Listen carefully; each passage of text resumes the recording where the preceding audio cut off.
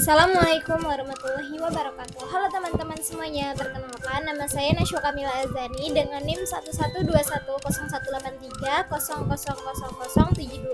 Pada video kali ini saya akan menjelaskan hasil pengamatan saya tentang pengukuran suhu, membuat termometer sederhana dan mengukur suhu. Adapun alat dan bahannya yaitu palu, paku, 2 buah baskom, 2 buah botol bekas, alkohol, air suhu ruang, air es, air panas, 2 jenis pewarna makanan, plastisin, sedotan plastik, dan karton.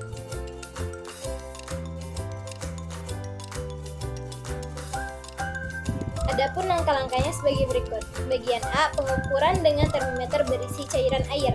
Silakan simak proses pembuatan termometer sederhana dengan mengklik tautan berikut. Lalu siapkan baskom dan isi dengan air panas yang baru saja diangkat ketika mendidih. Letakkan termometer yang sudah Anda buat dalam baskom tersebut selama 5 menit. Amati apa yang terjadi dengan cairan berwarna yang ada dalam termometer. Tandai skala suhu pada karton sebagai titik tetap atas termometer. Catat semua perubahan yang terjadi.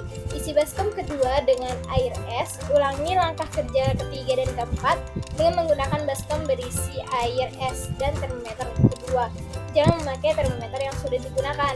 Tandai skala suhu pada karton sebagai titik tetap bawah termometer. Amati dan catat semua perubahan yang terjadi. Lalu pada bagian B, pengukuran dengan termometer berisi cairan alkohol. Yang pertama, siapkan wadah berisi air panas. Lalu ukur suhu cairan menggunakan termometer yang disediakan di laboratorium dan catat suhu yang terukur. Ulangi langkah 1-3 dengan baskom berisi air es.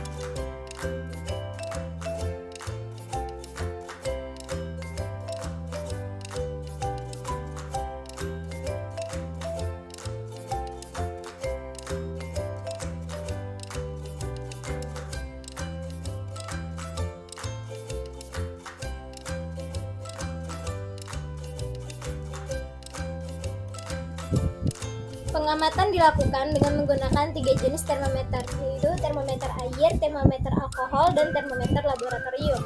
Data hasil pengukuran menunjukkan bahwa termometer air dan alkohol memiliki respon berbeda terhadap suhu.